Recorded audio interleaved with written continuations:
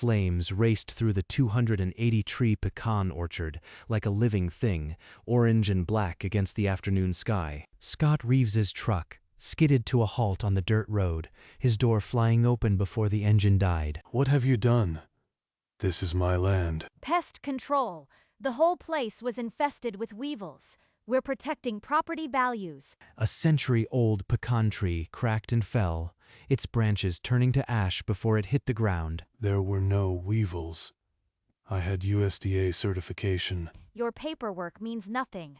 The board voted. This was necessary. The burn crew moved methodically, torches aimed at the base of each trunk, their faces set in professional detachment. Maybe next time you'll take HOA regulations seriously. Scott dropped to his knees in the ash, his hands clawing at the blackened soil where his grandfather's legacy had stood that morning. 2 days after the burn, Scott Reeves walked into the HOA meeting still wearing his ash-stained jacket, his eyes fixed on Sophia. "You burned my orchard. I want the full board's justification, and I want it now." We already explained. A pecan weevil infestation threatened this entire neighborhood. It was a safety hazard. She held up a glossy photograph of a single weevil, its curved snout obscenely magnified, and slid it across the table. "One isolated insect is not an infestation, and you know it. This was arson. I have a USDA pest-free certification dated just 2 weeks ago. The orchard was inspected and clean." The board members barely glanced at it, their faces blank, while Margaret Chen shifted uncomfortably in her seat. Certificates can be fabricated. The board voted unanimously to protect our homes. Scott's hands trembled as the truth hit him. The weevil was a pretext, the vote prearranged, and his grandfather's legacy meant nothing to them. "Don't let the bastards take what's yours. They'll pay for this." That night, Scott unlocked his grandfather's old fire safe and pulled out a thick folder marked with a USDA seal he'd nearly forgotten. The contract inside was blunt: 14 million pounds of shelf-stable pecans annually, designated for FEMA and state emergency stockpiles. 14 million pounds. This orchard was the only thing standing between the state and a food crisis. He picked up his phone and dialed the emergency contact number, printed on the last page. USDA Audit Division, Agent Hayes. You are calling about a reserve breach. The pecan orchard in Ridgeline. It's gone. Burned. The entire disaster reserve is ash. That triggers an automatic suspension. The state's $44 million federal readiness grant is now on hold, pending an alternate source. The words hit Scott like a second fire. He'd lost more than trees. He'd lost the safety net for 14 million people. This isn't just my loss. Without this orchard, the whole state is one storm away from catastrophe. He hung up, the silence of his farmhouse broken only by the tick of a clock that now seemed to count down to a disaster no one else could see coming. The USDA's automatic audit had flagged the breach within hours. Agent Hayes typed a single confirmation, and the system did the rest, effective immediately. All federal disaster relief funding for this state is suspended, pending identification of a replacement food source. By noon, the notice was taped to the county building entrance, the red seal a stark warning to anyone who passed. Scott saw it on his way back from the hardware store. The words cut deeper than he expected. He drove straight to the HOA office and found Sophia near the entrance, still wearing that fuchsia blazer like it made her untouchable. "You need to understand what you've done. The federal government just suspended disaster funding because of the burn." Federal funding? Don't be dramatic, Scott. It's just an orchard. She turned her back and walked inside, the glass door clicking shut behind her. Scott stood alone outside the county office, staring at the suspension notice, while the first cold wind of autumn moved through the empty streets. The clock on the county courthouse tower seemed to tick louder now, a countdown no one else could hear. 3 days later, the local paper splashed the story across its front page. Ridgeline HOA's controlled burn of a pecan orchard has triggered the suspension of all federal disaster relief funding for the state. At the next HOA meeting, Margaret Chen clutched the newspaper, her face tight with worry. "Sophia, the paper says our HOA caused a statewide funding freeze. Is this true?" A bureaucratic mix-up. The burn was legal. The federal government won't punish a neighborhood for pest control. Scott didn't attend. Instead, he sat in a law office, sliding the USDA contract across a polished table. Evelyn, the HOA burned 280 trees. This contract says they were the only disaster food reserve for the entire state. Evelyn flipped through the pages, her eyes narrowing on a clause buried near the end. This isn't a standard commodity contract. I need to dig deeper before I can tell you more. Scott nodded, but hope flickered behind his exhaustion. For the first time, the law felt like a weapon, not a cage. 2 months passed with no replacement source. Scott sat again across from Evelyn, the contract open between them, her expression sharper than before. Scott, I found something. There's a third-party interference clause. Whoever caused this breach can be held personally liable for up to $1.9 million. Personal liability, Sophia Vance herself. But what about the other HOA families? They didn't know. I can't bankrupt innocent people. The clause targets the proximate cause, not the whole HOA, but we can't activate it yet. We need a concrete harm, a disaster that proves the loss. A disaster. It feels wrong to wait for people to suffer just to prove a point, but that contract is the only leverage I have. The state's emergency supply warehouses stood nearly empty, the shelves holding only a few cans and no protein source capable of feeding millions. Then we wait. I'll hold onto the clause, but the moment something happens, an ice storm, a flood, anything, we file. I'll have the filing ready. This contract gives us a direct shot. When the time comes, it'll be fast. Scott tucked the contract into his coat, the weight of its power pressing against his chest as he walked out into the cold, waiting for the inevitable. And at the state emergency depot, the empty pallets sat waiting for a disaster that no one could stop now.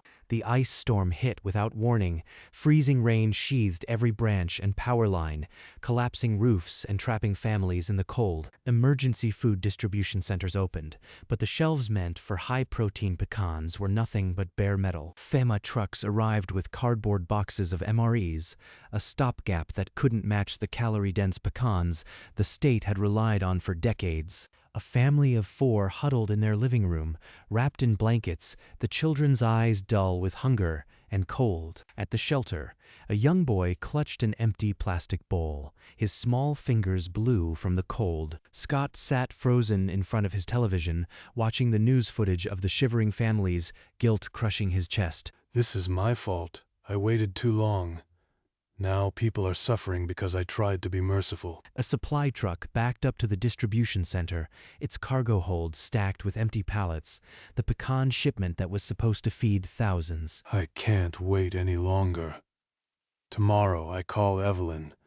That clause has to be triggered now. The ice kept falling, and the clock on the courthouse tower seemed to tick louder, marking each hour of a disaster that could have been prevented. 3 days after the ice melted, FEMA Director Reed stood at a podium and read the after-action review aloud. The destruction of the Reeves Orchard by the Ridgeline HOA directly caused the failure of emergency food distribution during the ice storm. The official report landed on every agency desk, the critical paragraph highlighted in yellow. Margaret Chen saw the report online and marched to the next HOA board session, her phone screen thrust forward. Directly caused.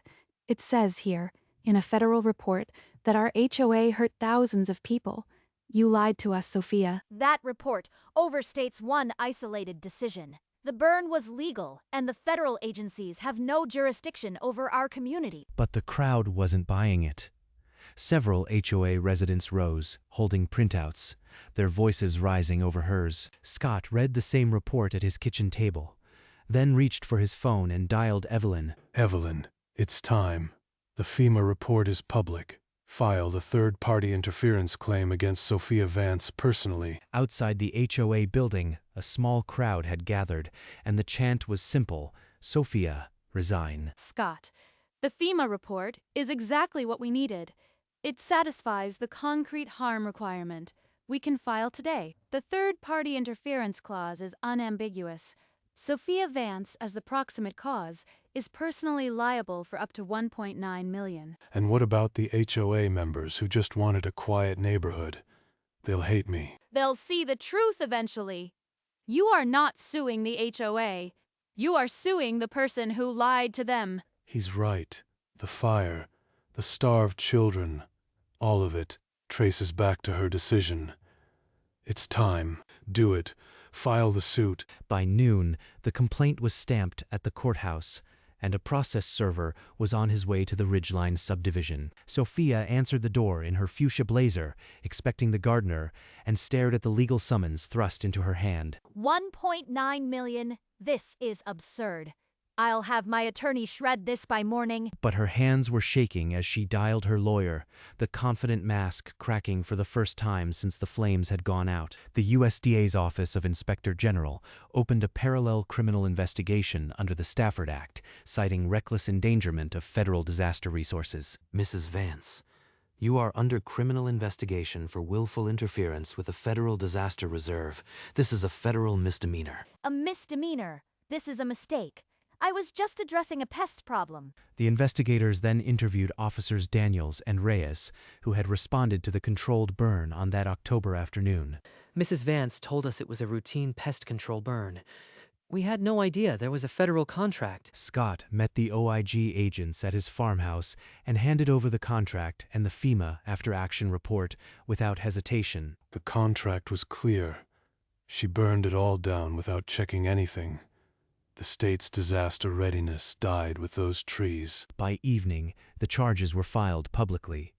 The words Stafford Act violation spread through the community like a second fire. Sophia sat alone in her living room, the fuchsia blazer now a rumpled mess, staring at the federal summons like it was a foreign language. And for the first time, the HOA board voted to strip her of her position, leaving her without any shield against the coming legal storm. The district attorney's office consolidated the criminal and civil cases, and Sophia's legal team filed an emergency motion to suppress the county records. But Clerk Harris presented a thick file of permits and inspection notes that flatly contradicted Sophia's pest infestation claim.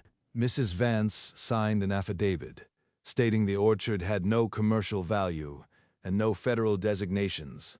She knew. The burn crew foreman, a man with 30 years of fire management experience, agreed to testify under limited immunity. He stated that Sophia had dismissed his warnings about the orchard's size and visibility, ordering him to proceed without proper evaluation. Scott sat in the back of the deposition room, Evelyn beside him, his jaw tight as the truth spilled out. The affidavit alone destroys her defense. She can't claim ignorance now. The HOA board issued a formal statement condemning Sophia's actions and promising full cooperation with federal investigators. Sophia watched the news of the board's disavowal from her couch, and for the first time, the fuchsia blazer looked like a costume that no longer fit. Outside the courthouse, reporters gathered, the story shifting from a property dispute to a reckoning for reckless power. The consolidated trial began with Scott taking the witness stand, holding a faded photograph of his grandfather in the same orchard. These trees were my family's legacy.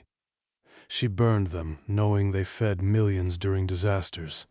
She never asked. Then Sophia Vance took the stand, her fuchsia blazer crisp under the courtroom lights, but her answers quickly fraying under cross-examination. Mrs. Vance, did you, or did you not, sign an affidavit declaring the orchard had no federal designations? I signed what the HOA required. The infestation report was sufficient. That report listed a single weevil. Meanwhile, you had the USDA contract in your possession for 6 months. In the gallery, Margaret Chen shook her head, and other HOA residents exchanged loaded glances, their trust finally shattered. She can't twist out of this one. That affidavit was her signature. Judge Caldwell leaned forward, his gavel still, but his voice cut through the murmurs with cold authority. Mrs. Vance, answer the question directly, or I'll instruct the jury that your silence implies consent. Judge Caldwell's gavel came down, and the courtroom recessed. Sophia's attorney immediately gestured to Evelyn Price across the aisle. In a private conference room, Evelyn laid out the offer.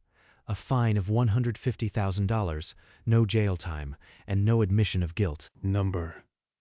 She needs to feel the weight of what she did. A fine won't bring back those trees or feed those hungry families. Scott, a trial victory means years of appeals. A plea can include community service, restorative justice. She'll have to face the damage directly. Restorative justice. The image of Sophia shelling pecans, her manicured hands raw and covered in oil, flickered through his mind. Community service. Like shelling pecans? That's poetic, but is it enough for the federal charges? The Stafford Act allows for alternative sentencing. We can request it. It would humiliate her and rebuild what she destroyed all at once. Then draft the framework. A fine, 200 hours of service, and make sure every HOA resident who voted for the burn shells, those pecans for my first harvest. By evening, Evelyn's paralegal completed a draft, a $340,000 fine, 200 hours of disaster relief community service, and a court-ordered HOA restitution program. The draft was delivered to Sophia's attorney that night, and the clock started on a decision that would define the rest of her life. The next morning, Judge Caldwell reconvened the court, and the plea agreement was placed before him. Mrs. Vance, you are pleading guilty to 1 count of willful interference with a federal disaster reserve under the Stafford Act. Yes, Your Honor. The gavel struck once, and the courtroom fell silent as Judge Caldwell pronounced the sentence. This court imposes a fine of $340,000 and 200 hours of disaster relief community service. Gasps rippled through the gallery. A fine was expected, but community service was not. Additionally, under the third-party interference clause, the Ridgeline HOA shall participate in a restitution program. Each member who voted for the burn will hand-shell pecans from Scott Reeves's new orchard harvest. Sophia's face drained of color, her fuchsia blazer suddenly looking like a costume on a defeated mannequin. It's done. The weight is on her now, and the community will bear its share. The gavel struck again, sealing the plea, and the courtroom erupted into a hum of disbelief and reluctant acceptance. A week after sentencing, a certified USDA check arrived at Scott's farm, the full replanting subsidy, enough for double the orchard. Scott announced a community planting day. Dozens of volunteers showed up, including remorseful HOA members carrying shovels. On a crisp spring morning, the field was staked with saplings. Scott held a shovel, his grandfather's photo tucked in his pocket. Those trees fed millions of people. Today, we put the roots back. Sophia arrived in an orange community service vest, her hair pulled back, assigned to the row farthest from Scott. Scott, I am so sorry I believed her. I should have known. You are here now.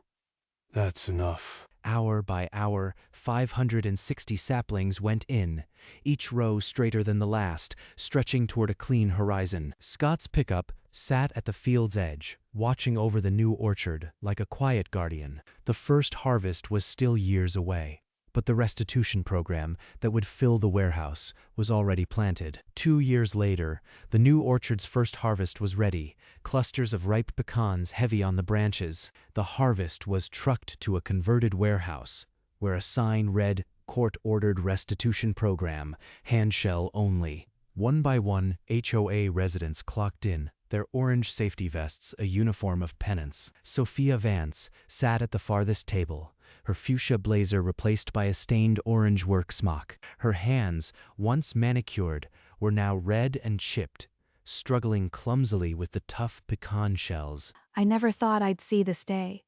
We all bought her lies. Justice isn't a fire. It's a slow shelling, one nut at a time.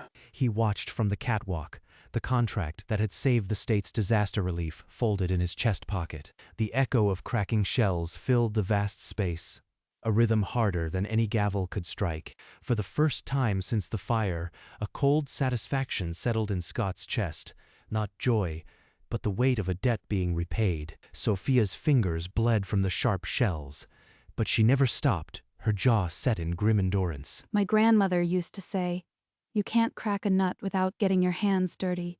She was right. Scott walked the warehouse floor, and several residents reached out to shake his hand, some murmuring quiet apologies. We're all paying a price. Let's just make sure it never happens again. Sophia kept her eyes on the table, never once looking up as Scott passed her station. Scott, what you did was merciful.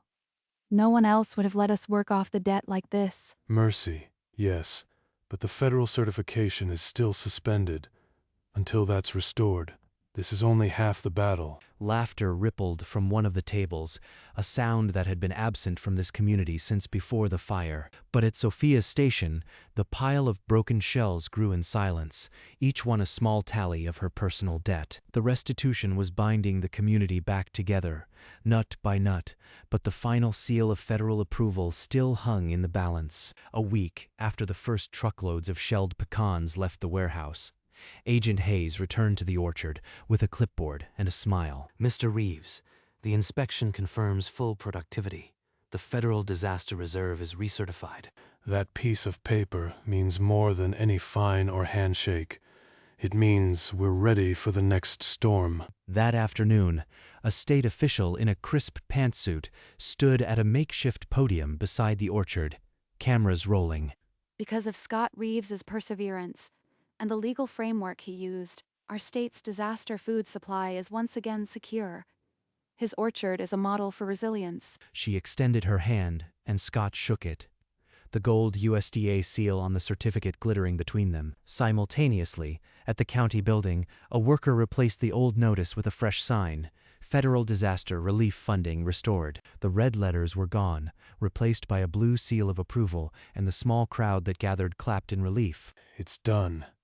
The state can breathe again, and the orchard stands as proof that one man's records can beat a system that burns first and asks later. The federal contract was back, the pecans would flow, and the disaster that had exposed the HOA's arrogance was finally put to rest. 1 month after the federal recertification, Sophia Vance's attorney filed a motion confirming her completion of all 200 community service hours. Sophia stood before Judge Caldwell with none of her former arrogance, her hands still bearing faint scars from the pecan shells. Mrs. Vance, the court has reviewed your compliance record.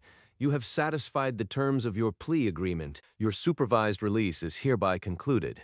You are free to leave. A small, sharp strike echoed, and the community service logbook was officially closed. Thank you, Your Honor. It's over. No more courtrooms, no more waiting. What's left is just the land and the trees. Scott caught her eye and gave a small, silent nod, acknowledging the end without the need for words. Sophia walked out of the courthouse alone, her fuchsia blazer long gone, replaced by a quiet acceptance that her reputation would never recover. The cameras were gone, the reporters had moved on, and only the long shadow of the courthouse followed her to the gate. 1 year later, the orchard stretched wider and greener than it had in his grandfather's lifetime. The Ridgeline HOA was no more, dissolved and replaced by a community trust that pledged to protect the land. As Scott finished his morning walk, Margaret Chen approached with a small crowd carrying a cloth-covered plaque. Scott, the residents wanted to give you this. We're calling this place Reeves Orchard Estates now. Reeves Orchard Estates.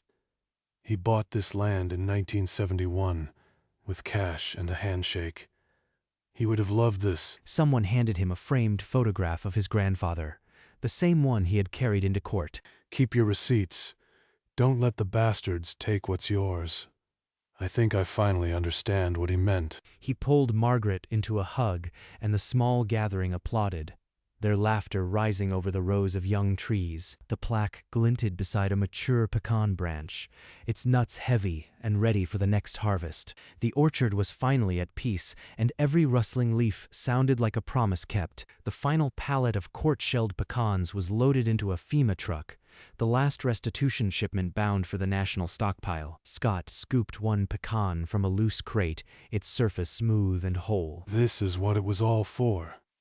One nut multiplied by millions. He slipped it into his pocket, a small talisman of everything he'd fought to protect. The truck rumbled out of the warehouse yard, its cargo heading toward the next disaster that would need it. Scott watched until the truck vanished, then turned to face the orchard that had grown back from ash. Justice is not a single moment. It is a cycle. Plant, harvest, give, repeat. He walked between the rows, the afternoon sun filtering through the branches. His hand rested on the bark of a young pecan tree, already twice the height of a man, and he knew, without doubt, that the work had been worth it. That evening, Scott sat on his porch with a cup of coffee, the sunset painting the restored orchard in layers of gold and amber. Beside him, The community's plaque sat mounted on a small post, and his grandfather's photograph rested on the arm of the chair. He'd be proud, not of the fight, but of what grew after. The land had been burned, stripped of everything but memory, yet it had come back stronger than ever. That was the real lesson. Destruction is never the end, as long as someone is willing to replant. Scott drained his coffee, the last warmth of the day settling into his chest. This is enough, more than enough. The stars began to emerge, and the orchard stood silent, a testament to stubbornness, paperwork, and the simple truth that the earth always forgives. Scott Reeves did not move. He simply let the night come, knowing the orchard would be waiting for him in the morning, and somewhere in a federal warehouse, a pallet of Reeves Orchard pecans sat ready for the next storm, a small sealed promise that the system could still work.